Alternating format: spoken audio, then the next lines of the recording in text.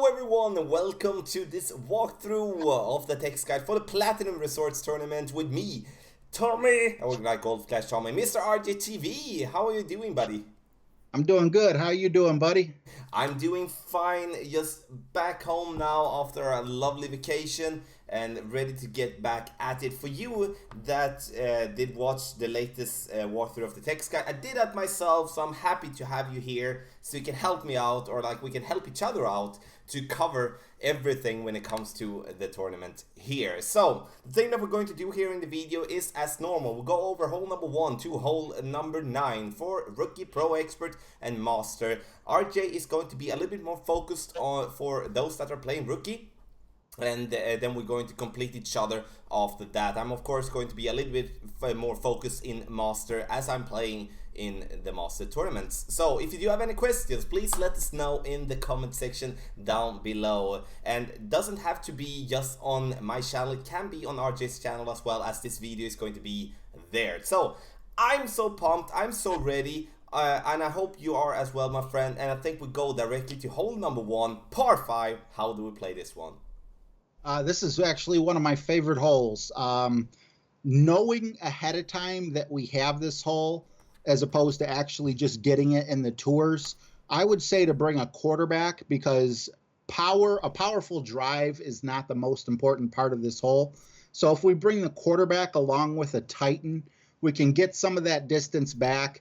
Use as much top spin as you're comfortable with to try to get as close to the rough up top by that second black box as possible, but be very careful not to actually go into the rough, and this is why I love the quarterback for the accuracy and ball guide. This will set you up perfectly if you have a sniper. My second favorite choice for rookies would probably be a Viper for a rough bump shot.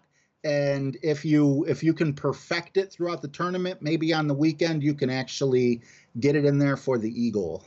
I can just build on that, as I really do like this par 5, and in many times we're going to see a very good opportunity to getting an albatross. If we talk about the second tee first, we are most likely going to play with a power 3 ball. Power 1, power 2 ball will work if having tailwind or crosswind, but I would say a power 3 ball would be the best suggestion here. Sniper as a second shot, a second club, if you do want to go for the rough bump. If you do want to go with a bit more conservative route, and I say conservative even though I think both of them are conservative, is that you can play with the Guardian directly onto the green, as according to the white line. Max backspin is required, and going to want to aim for the right side of the green, as the green slopes down to the left, which is going to give you that roll with the backspin combined to when you get it to stop to roll down towards the pin. I'm going to go for the rough bump because I feel comfortable doing so, but I want to explain about that Guardian shot as well, because especially if we do have some wind and you do not feel comfortable about the rough bump, then you can play according to that. In Master, it's going to be the same. The only difference is going to be from the 3rd tee. Headwind, we're going to have a big problem to even reach for the fairway, but in tailwind we can actually go to green directly if we do play a hook shot, which is not something I hope for, but it is going to be possible. I do think it's important to have in mind that you have the fairway sloping down a little bit to the left on the first piece of fairway, which is, in terms of having the rough and the bunker to the left, play deliberately a little bit to the right if you can, and so you're just following the fairway, and then you're going to fall in nicely there on the fairway, because the only dangerous part here is to go in the rough on the or the bunker on the left, because that means that we're not going to be able to reach for the green in 2. I So agree with the rookies as well. boom. Well, hole number 2, we do have a bunch of lines here, and it's going to be very interesting. Which way do we take on this one?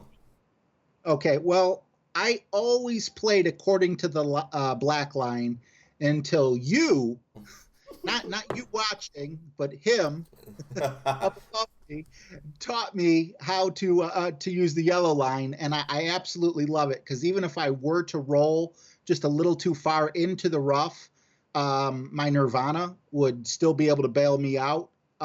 So I would also recommend this to my rookies. As long as we don't have a wind in our face, take the yellow line.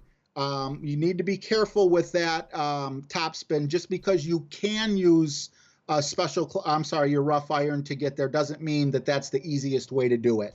So we're going to use the extra mile, and we're going to use about 2 top spin, and I like about 2 to 3 right spin as well. Bring with you a wood club and a long iron that both have a good amount of backspin for that second shot to get you to stick up on the green right next to the flag, possibly in the hole if you get kind of lucky. Once again, be careful on your drive, and if there is wind in our faces in rookie, then it's just black line, still extra mile, but full top spin right up that, I want to say right side, but I guess it's kind of like a middle since there's a right area there. And you just basically follow the right, basically the right side. Your second shot, you're just going to jump over the rough and the sand and try to get your ball to stop up by the flag. But yeah, I would definitely recommend the yellow line unless we have wind in our face for the drive. Yeah, and you can say it's like when designing this text guide, it was very hard to get all the different options here. I do like the yellow line as well. I really do. And for pro and expert from second tee, if we are not having like straight tailwind and having a wind that would be, I mean, let's say we would be having a wind like 7, 8, 9 miles per hour, and we do have a club that do give us a decent amount of topspin. I would say at least like 6 bars of topspin.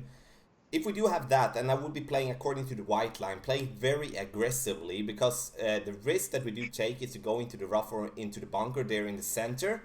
But yeah, that is the risk, but the reward is going to give us a short iron towards the pin, or even a wedge if we are lucky to do so. The yellow line works absolutely perfect, as RJ said. 2 bars of topspin is going to be applied on every level. Have in mind that the higher wind you're going to have is, of course, the ball guideline is going to be extended. When it comes to tailwind, when it comes to headwind, we're going to have a compressed ball guideline. The only thing, the thing that I would like to say is that from the second tee, we can even play according to the yellow line with crosswind. Then we have to overpower a slight little bit and play with a power 3 ball. But if we do have headwind or we do have crosswind and we decide that we do not want to risk playing overpower, then we'll play according to the black line and bounce ourselves over the rough and the bunker to get to the green. I would have to say, if you play according to the black line, the possibility of getting an eagle is going to reduce drastically if you play that way. That is why the yellow line is so perfect, because you can play a very conservative drive and still have a good chance towards the pin.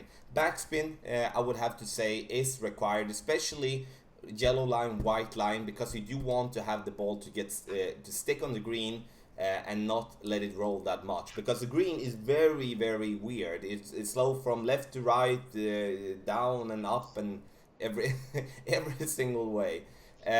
Master, if we do not have tailwind, then we play according to the black line. That's the only thing that's going to happen in Master, because crosswind is not going to make it possible for us to reach over according to the yellow line. So, also, sorry, I was about to forget about that. 10% extra for your drive. That goes for every division, as we're playing downhill. Important for that. And 10% extra means that we play downhill, the ball is affected more by the wind. So let's say you have 5 miles per hour in wind. You take 10% of 5 miles per hour, which is 0.5 miles per hour. You add that to 5 miles per hour and give you 5.5. So you adjust for 5.5 miles per hour instead. So I just want to get that in, because we're going to talk about elevation when it comes to holes further in this walkthrough. So hole number 3, we're going to play a very tough par 3, and this is one of the few par 3s that we're going to play with a driver every single time. So on any division, I will have to say. So how do we play hole number 3? Well, I don't have a line for the way that I like to go, because I like to go right up the middle. I've gone all 3 ways. and I don't like the black line. I have not found a way to perfect it. About half the time I would use the black line, my ball would roll all the way down to the bottom. The white line, there is a way to play that, and listen to Tommy when he explains for pro, expert, and masters. Well, at least pro and expert, because that is a good way. I got my ball really close a few times using the white line, but I completely forgot because we've played so many tournaments in between that time. But one way I do remember that worked very well for me was bringing the quarterback and going right up the middle. There are two pine trees right in the middle. You'll notice as you're aiming for the flag that there's a little V shape there that you're going to want to aim right in between. Being in rookie, even if we have a side wind, I don't really see the wind being too high, so it should be manageable. If you're worried, if you don't understand the ring wind system or anything, bring yourself a wind ball to be even just that much more careful. And you're going to want to aim well below the flag and use full backspin on your quarterback, and the ball will travel up past the hole and it'll come just a little bit down and settle right next to the hole. If you're really lucky, it'll actually go in. But if you hit a tree, you're definitely in danger of a par or worse. Interesting, I will have to say. This is the first time we don't have a line cover that we do explain, and that was very interesting. I hope you listened carefully to that. So I'm going to take the black line and the white line. I'll have to say to just add to RJ there. So if you're playing in rookie, you don't have to always play it in the center. That's just a suggestion. That's the same Right. for every type of explanation or like suggestion that we're making here. And if you find another way that isn't in any of the guides here, then and it works for you, then I'm very happy for you. Then continue with that. That's the only thing that we're looking for here. Black line for me is the most common way to play from the second tee. I play with a quarterback. I play it in medium slash max distance of my club, and I add 20% because we're playing massively downhill here. And so I add 20%. Max side spin to the right. Important to play with either a katana or a kingmaker that gives you that maximum side spin. If having tailwind, I do play with 4 bars of backspin, trying to aim on the just with the yellow ring, cutting the rough on the left, getting that kick from that fairway in towards the green to roll nicely down towards the pin.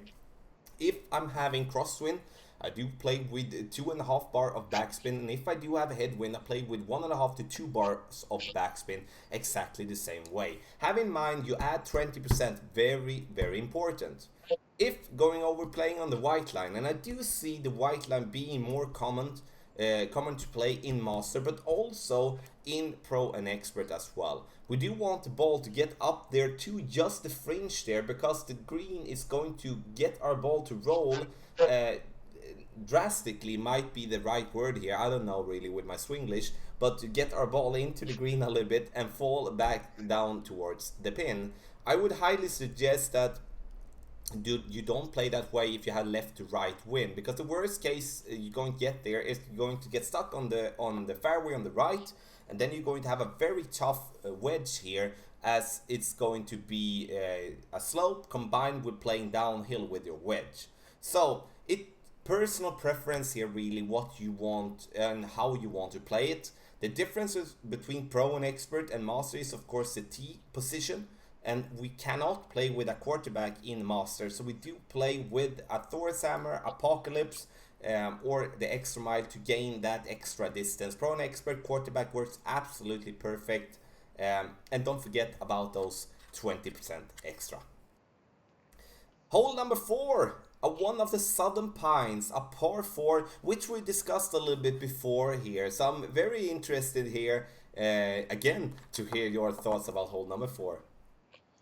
Well, if you have a low-level extra mile, or if we have wind in our face, I'm going to recommend, after discussing this with Tommy, that instead of an extra mile, you go with the big topper.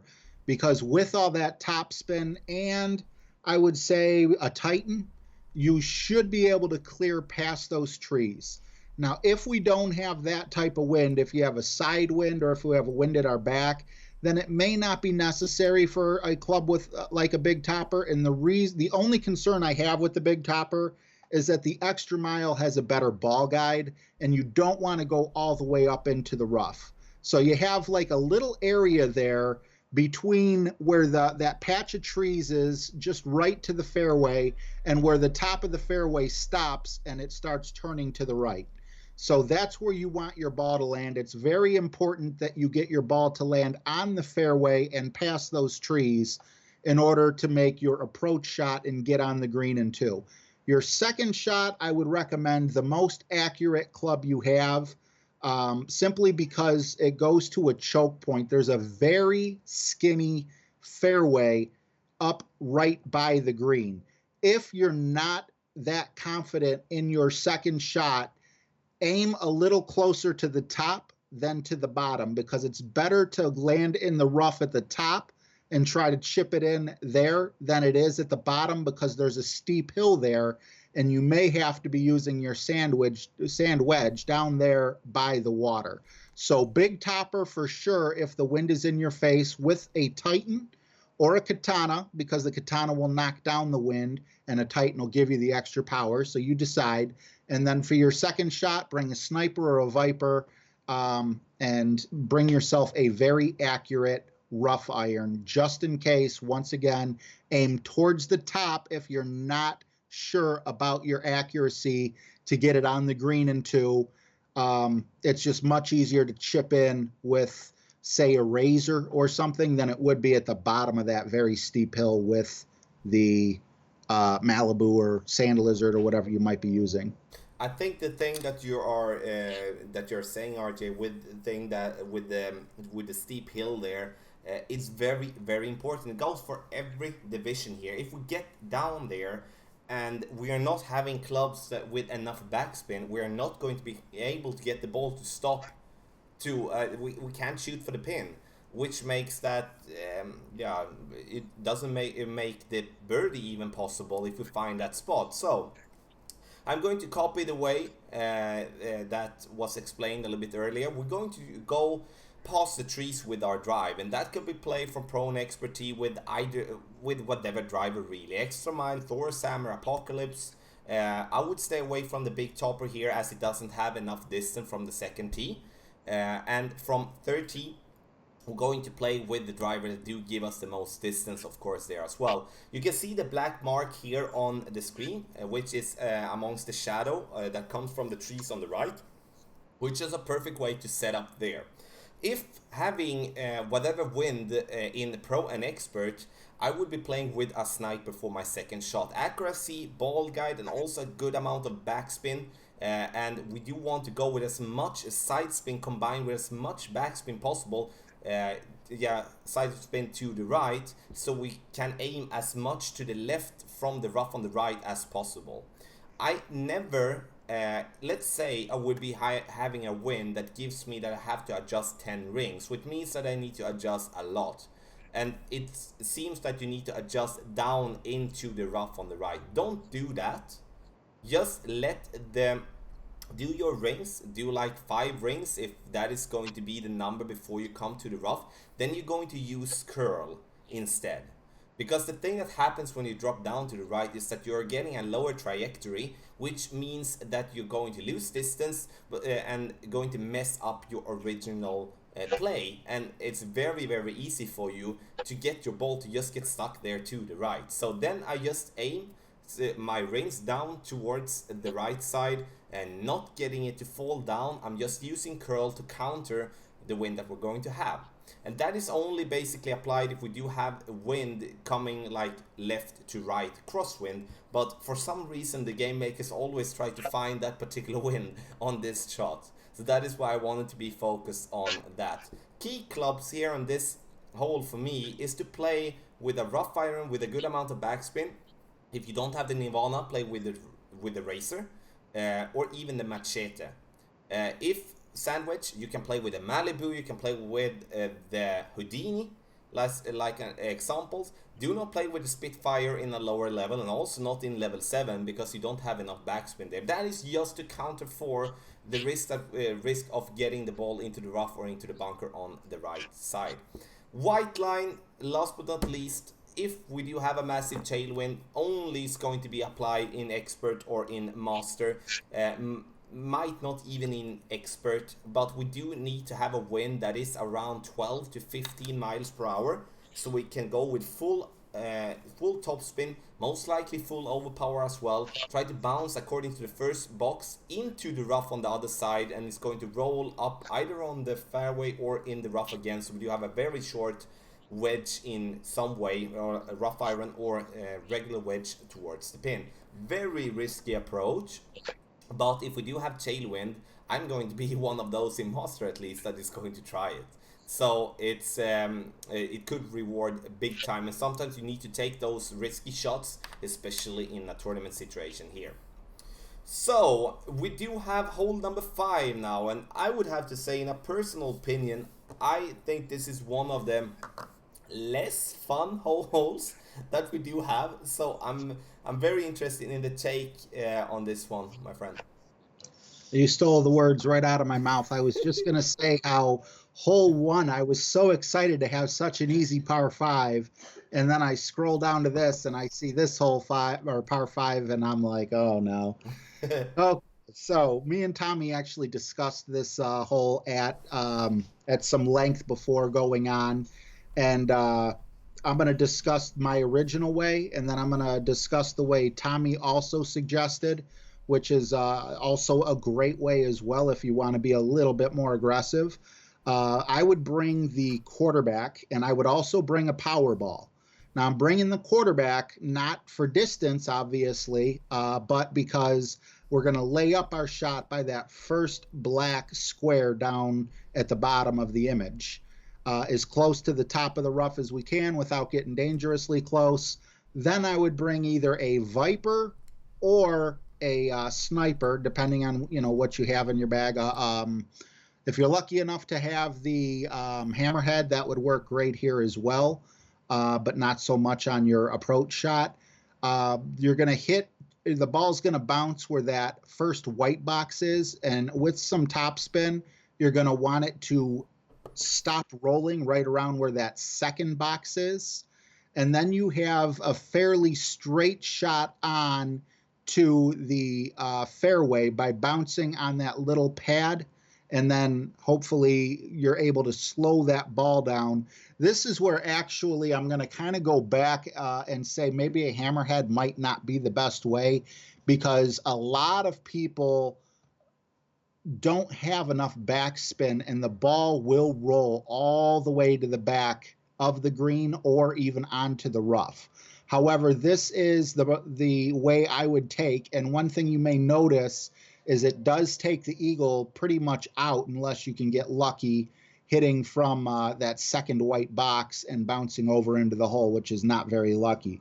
However, Tommy says, and I agree with him, that a big topper can definitely be a very good club to use here, even if it's level 1, because remember, we are using at least a power 3 ball here, because our second hit is going to be a very long one.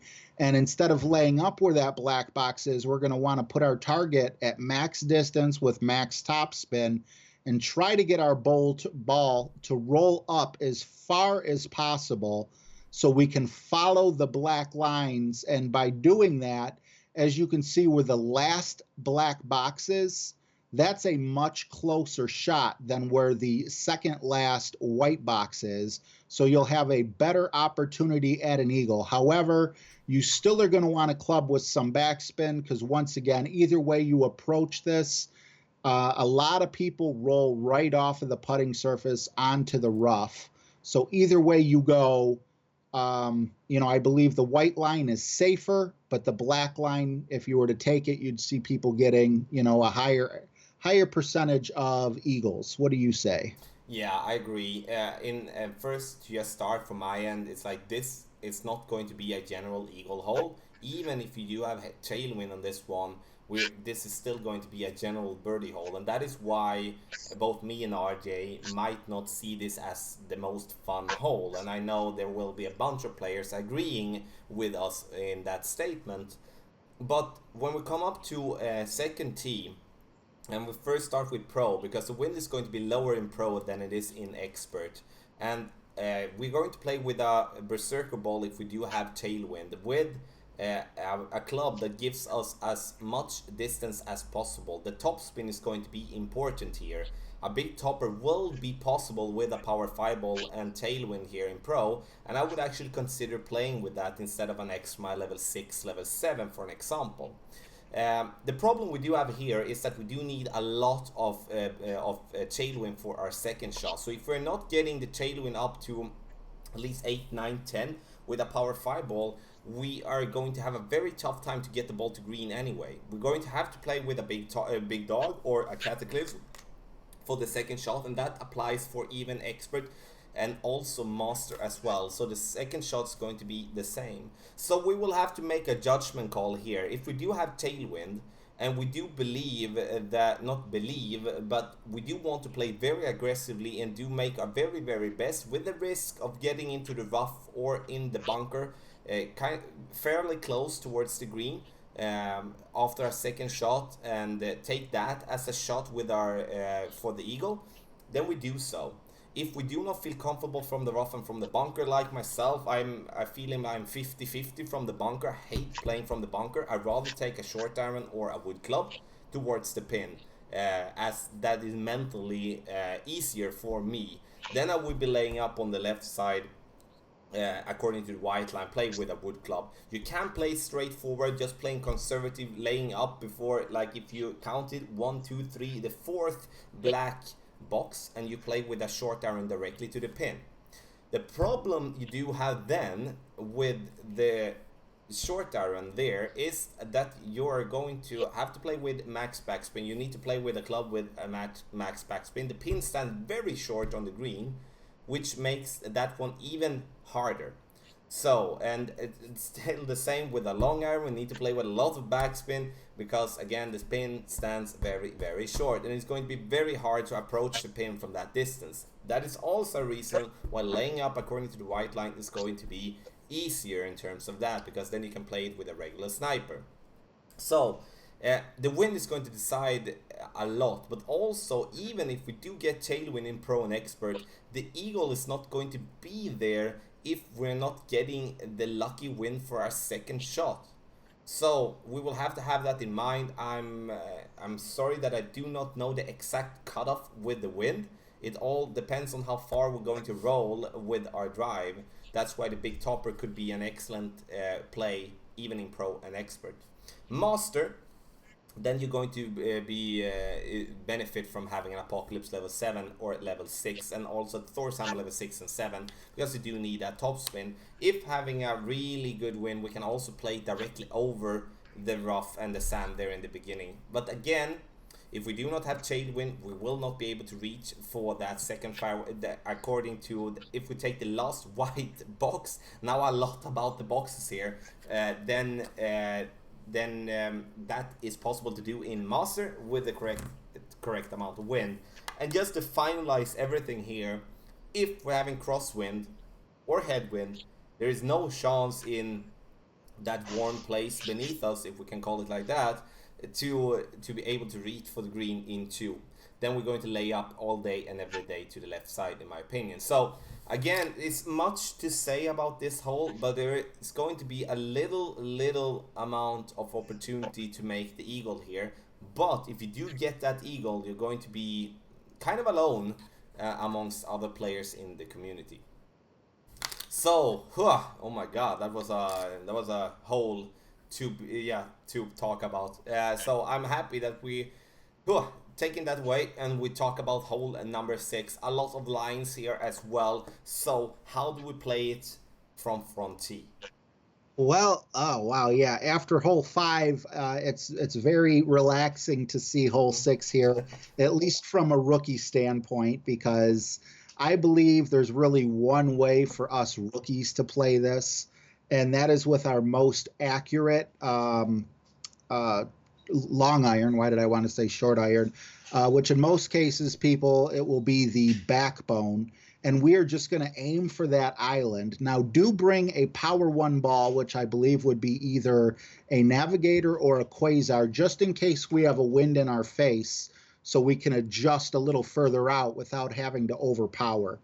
In doing so with this power one ball and following the black line, I would go with 4 or 5 backspin, and that should lead you possibly for an ace. This is probably one of the par threes that'll you'll see the most aces on, once again, at least in rookie, and it's just so straightforward. That's about the only way I would recommend going for rookie. I totally agree, because you're most likely going to be in between club for going to play the rough bump, especially if we are going to play with a backbone, which like basically everyone is playing if they are playing rookie, because that is the best long iron to play with there. So totally agree with that. Second tee, the rough bump is going to be most applied, and as I've said in the whole guide as well, and also in the playthrough, that I'm going to decide how to play hole number 6 depending on the wind that we're going to have in the tournament. So crosswind, I'm going to play according to the rough bump. Tailwind or headwind, I'm going to play bouncing on the island. The reason I'm choosing between those two ways and not playing rough bump every single time is that we do not have that much rough to play with. And sure, we can be firm with our adjustment, but if with tailwind, we need to adjust down into the bunker, that is going to lower our trajectory, which is going to make us lose distance, which is going to make the adjustment even harder. And when we play this hole, we're going to play 10% extra because we're playing downhill on this one, which is very important to have in mind. So that is going to decide how I'm going to do there. And if we're going to play rough bump, we play with a sniper. If we're going to play on the island, we're going to play with a sniper. The only way we will be playing according to the blue or according to the yellow line would be if we play in master, because then we're going to play with a driver, because we're going to be in between clubs most of the times if we play according to the island there, and the rough bump is going to be too small to hit with a driver from that distance. But we do have the rough bump according to the yellow line. We play with a quarterback, and we play the blue line with the rocket to give us max backspin. Then you need a rocket level 10, because otherwise you're going to not have enough backspin there.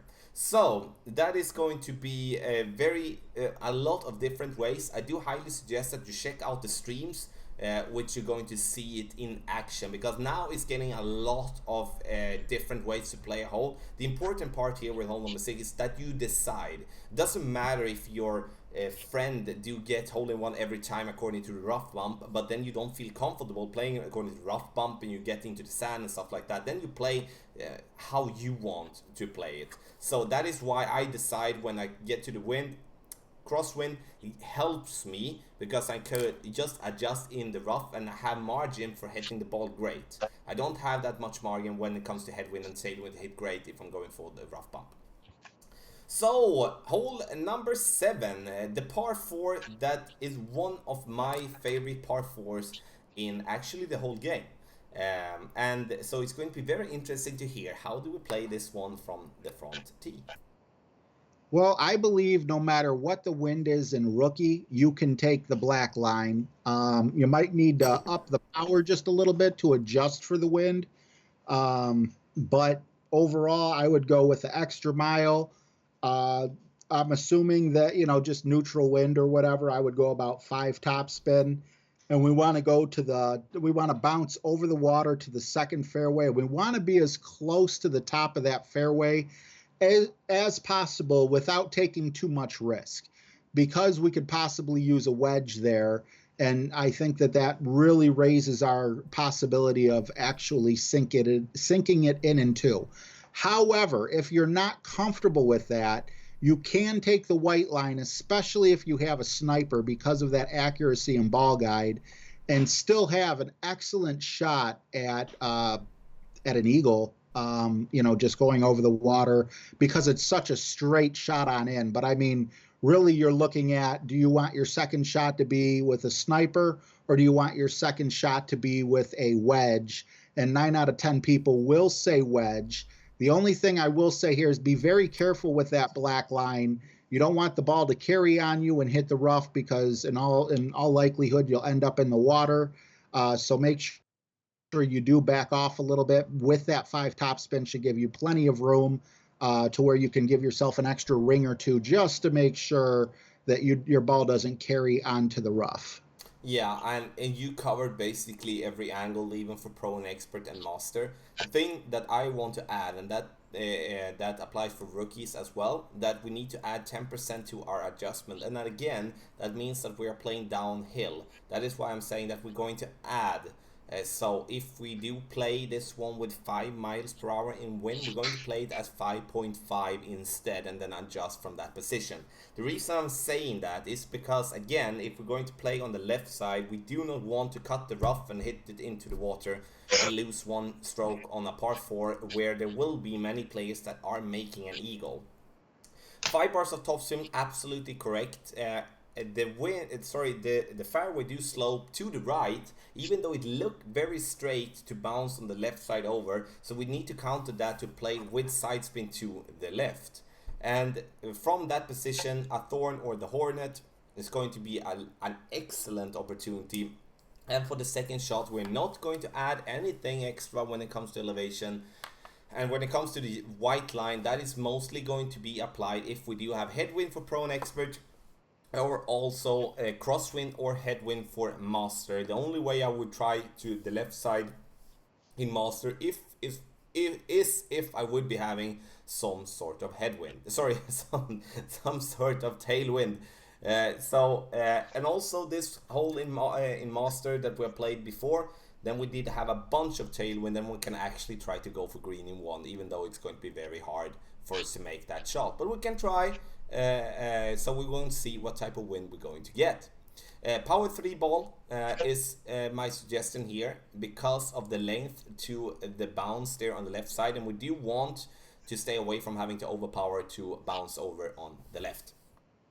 2 more holes to go, and we're going to go and watch or talk about 2 holes that we have been playing very recently in a tournament. I think it was the Labor Day.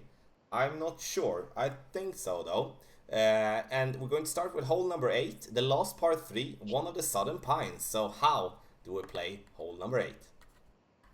Well, Tommy, you really got this down to a science. I actually used to, I don't want to say it was as bad as the the first par 3, where 50% of my shots were rolling back down to the end of the hill, but I have had my share of issues on this, and we talked about it, and you have this perfect aiming technique.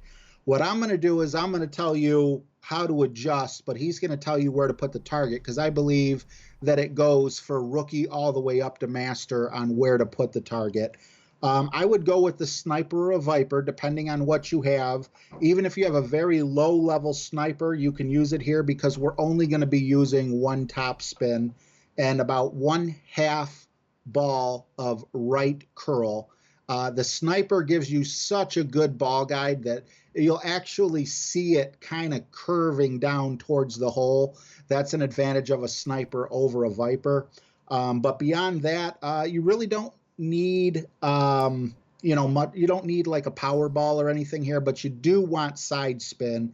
You want to use, I believe, full right side spin with whatever ball you're using. So Tommy, there's one of the rings you measure up and put on the rough, and then you make your wind adjustment.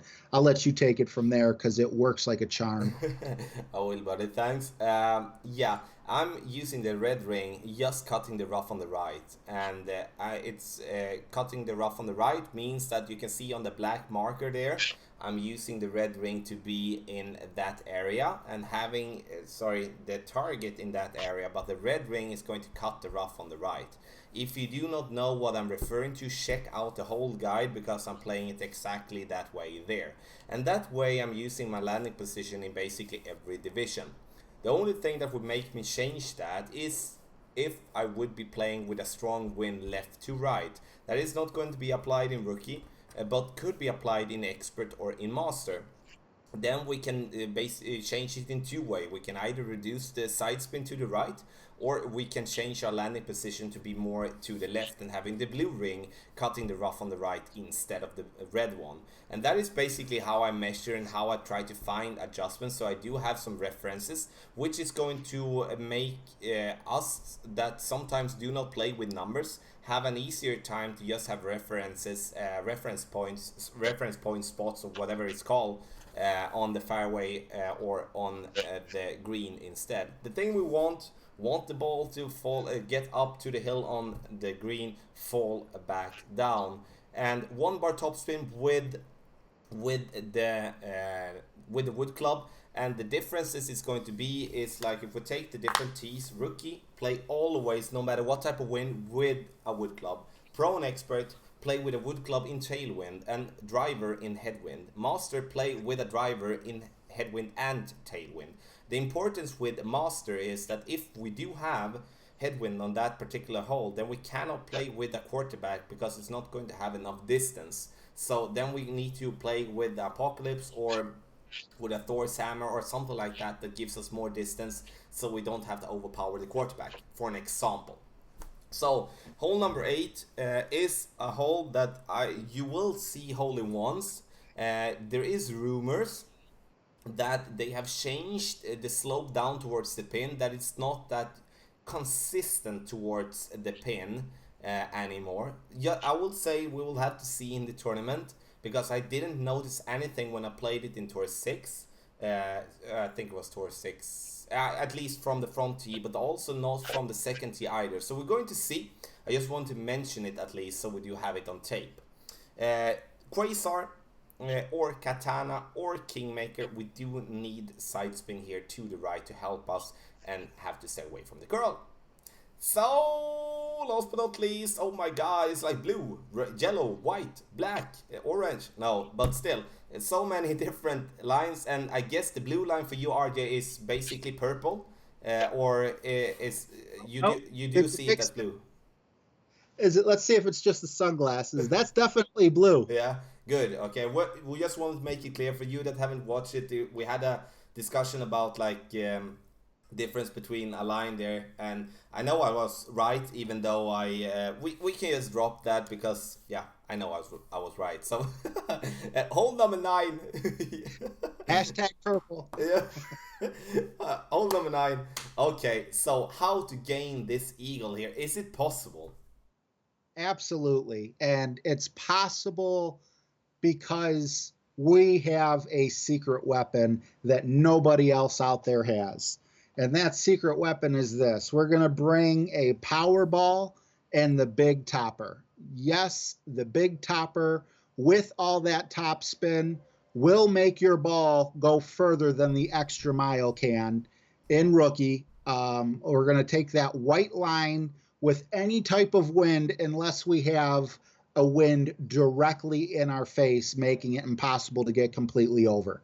With the Big Topper, I want to go full top spin, and I want to put full left spin on the ball. Now, the top spin is more important. So you'll notice sometimes if you want to put more side spin on, you got to take some top spin off. Don't do that. Just with whatever remaining amount of side spin it'll let you have, just to make sure that if you accidentally hit it to the right side of perfect, you don't end up going down into the water because there is a heavy slope there. Anyway, if you do get this ball on the fairway and just a little bit beyond those trees, it sets you up for the perfect big dog shot. And what that big dog shot is shooting from the second white box. You want your first bounce, you want full top spin on this second shot. And on your first bounce, you're going to want the ball to bounce right in, I guess it would be kind of like where that white box is. But make sure that when the ball bounces a second time, that it hits the rough.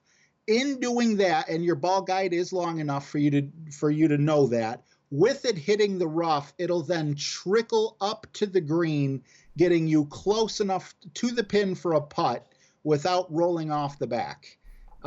With the Extra Mile, this shot is a lot harder. Those trees are going to be in the way, and in a lot of likelihood, or in most likelihood, I can't get the right words out. But anyway, you'll have to put a bunch of curl on there, and basically you'll be going for a birdie shot. If the wind is directly in our face, unfortunately, that takes the fun out of it, and I would just go with an extra mile and take the black line.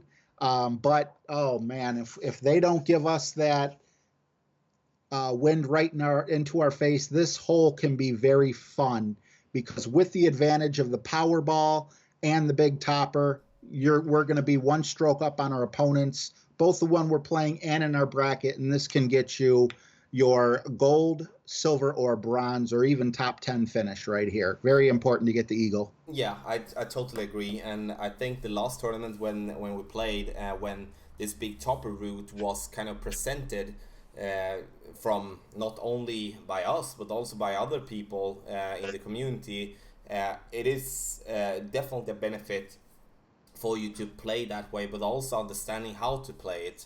And we're going to play the same way in Pro and Expert. The only way we're going to change the big topper is if we would be having Thor Simon level 6 or 7, or we would be playing with the Extra level 8, or Apocalypse level 5 is 6 or 7. So it's not that many clubs that we're going to change from the big topper from, because of the massive tops we do have the big topper. Power 5 ball, in my opinion here, if you have some to spare. Power 3 ball will work, but if we do get the wind that we had the last time, where we had some tailwind, but mostly crosswind, then a power 3 ball will be tough for the second shot. But I agree, big topper is going to be the club. Big topper drive, but big dog, second shot, or the Cataclysm, if you do have the Cataclysm upgraded to at least level 3, in my opinion. You do want those yards in power for the second shot. Master, we are going to play with the drive that gives us the most top spin and distance, and here you can actually play a hook shot, which is going to be not that difficult, to be honest. But I saw many players go into the rough to not have that dialed in. I myself just played straightforward with a power 5 ball, bounced it over with the top spin that we do have. So this it isn't that much more to say than what you covered, my friend. I think that is that we're going to leave it with that. I think, again, if you do find it hard to understand some of the explanations, there is hole guide for hole number 1 to hole number 9.